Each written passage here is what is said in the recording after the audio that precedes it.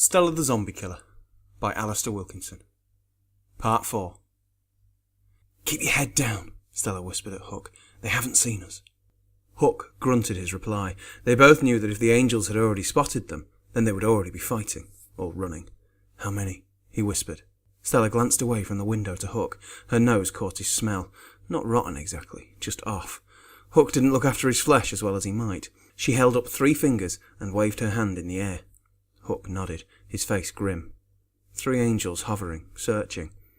Although neither he nor Stella had been built for fighting, they had taken care of lone angels when the need arose. 3 was another story. He shuffled his bulk to get his head lower behind the comfortable furniture of the lobby. He raised his eyebrows to question Stella. She shrugged and turned back to the window. The angels were sweeping the area just outside the hotel's entrance. Earl's Court. Stella had been to parties in this area before the crash. Guest of honour. She smirked at the thought now, and then shook her head at Hook, who questioned the gesture. The 3 suddenly descended and landed just 10 metres from the window. They spread themselves apart and then let their wings unfurl. Within seconds, the intensity of the golden glow was almost too much. "They're charging," Stella whispered. "No way," Hook replied. "Way?" she said sarcastically. "They never charge when people are around. They never land when people are around," she said. Hook nodded in agreement. "They're either desperate or their scanners are down," Stella continued, staring through squinted eyes at the blazing golden light. She squinted for the sake of her biological eye. The bionic eyeball had already compensated for the glare. She turned to Hook and shrugged. She had no idea how the angels were even still functioning. Dead heads in metal bodies. Who was controlling what? "Something's not right," she said. "Not right with them. I say we take them." Hook was leaning forward against the sofa, his face eager. "Easy, Tiger," she said, laying a hand on his arm. "There are 3 of them. 3 of them charging, 3 of them offline." "Do they shut down fully?" Hook nodded. Stella smelled his breath and grimaced. He smiled at her and cocked his head to one side. He was a good-looking man. "We just walk up to them and knock their blocks off. Easy." Stella glanced back outside, the golden shine full on the lobby's expansive windows. "I don't know. Seems too easy. Even if we take out the dead heads, doesn't mean the suits won't kick off. There's no way they would let their defences down. They're fried. They don't know where they are. Dead heads must have controlled the suits, and now they're acting on impulse. They needed recharging, so they're recharging. Dead heads don't think. Dead head angels don't think." Hook looked at her, his face suddenly serious. "And we could really use those suits." Stella remembered her broken night vision. "Okay," she nodded. "We take them. But the second it goes wrong, I'm out of there. Understood?" Hook grinned. "You know me, Stella. Understand is my middle name. What's the plan?" "Nothing complicated. You take the one on the left, I take the one on the right. If the third wakes up, we get the hell out of there. That's it. If it doesn't," she shrugged, "we knock its block off. Ready when you are, boss." "I'm no one's boss, Hook. Stop calling me that." He winked. "You know I like to be told what to do." Stella looked over the back of the couch. The 3 of them were still there, still standing stock still surrounded in that golden glow.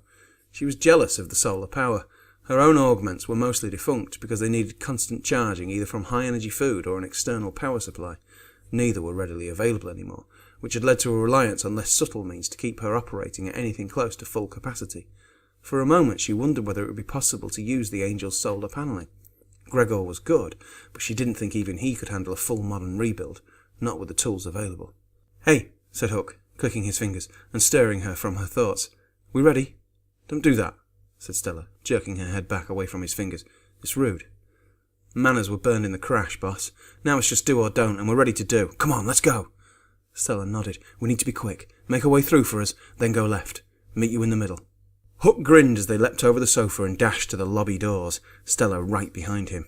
She was faster than Hook, but he was better than her at making holes. Hook grabbed a thick cushion on the way past and raised his arms in front of his face, cushion to the front, and ran with firm, heavy-footed strides at the door, crashing through the toughened safety glass, lacerating the cushion and drawing some blood on the bare skin of his forearms. Glass showered onto the path outside, raining on Stella as she followed Hook's bulk through the shattered doorway. She headed right, quickly outpacing Hook. The 3 angels, golden wings spread and arched over their heads, stood still as if waiting for the assault. She leapt at the angel on the right, bowling it over and wrapping her legs around its torso, crushing the fragile solar panels. Half a second later, she was on the ground with the inert machine thing held securely in place, its wings spilling out on either side like ragged golden sheets. She grabbed its head, pulling and twisting, ignoring its one dead eye, which was even yellower in its golden glow, and skillfully kept her fingers under its chin away from biting teeth. The head was loose and flaccid, but its neck, half flesh, half wires and cables, held firm at first. Grunting, she twisted sharply and heaved at the head, breaking its neck with a loud crack. Her thin, sharp fingers pushed and forced their way through the rotten flesh around its chin. Ignoring the feeling of putrescence under her nails, she pulled as hard as she could, her knees forcing the torso away from the head. She saw the blue bionic eye flash red and redoubled her efforts, straining against the sinew and metal holding the head in place. Finally, she felt the first snapping of cords and cables, quickly followed by the tear of skin and rush of rotten gore as its head was pulled from its shoulders. She rolled away, detangling her legs from the angel in an instant, and looked over to see Hook already heading for the middle angel. She leapt to her feet to rush to meet him, the hair of the angel's head wrapped in her fingers, but they were too slow. The remaining angel faced Hook. Its wings were gone, and its arm was up and pointing directly at him. The big man fell to the floor in the instant that the red beam swept the air where his chest had been a second before. "We run!" Stella shouted, as she turned away from the angel and sprinted back to the hotel lobby. The lift shaft would provide effective cover from an angel with broken scanners. Crunching through the doorway, she leapt over the first sofa, using its bulk to shield her as she risked a glance backwards. The angel was not following her. Pausing, she crouched low to keep the sofa between her and the outside world. With the golden glow gone, the summer sunshine seemed weak, washed out, but she could see the angel. It was stalking its prey, walking slowly away from her. She scanned the area for Hook, but she couldn't see him. Her view was restricted, and she didn't dare to reveal herself to get a better look. "Damn," she whispered to herself. "Where the hell are you?" The angel was about to move out of her sight. "Do or don't," she said quietly, and stood up to look. Hook was charging the angel. "What the hell?" said Stella, and then repeated herself more loudly. "What the hell?" The angel raised its arm. Stella waited for the flash of red, for Hook to be sliced neatly in two. It didn't happen, and the big man slammed into the angel, sending it and him sprawling into the dust. Stella made her decision. She tapped her foot against the leg of the sofa, sending the blade out of the end of her right boot, and sprinted for the melee.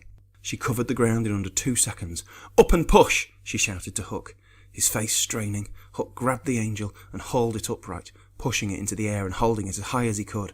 Stella hit the curb, leapt, spun in the air, and brought her right boot around and into the side of the creature's head, breaking its neck and stabbing the life from its brain. Hook threw the angel to the floor and stamped on the mechanical half of its head.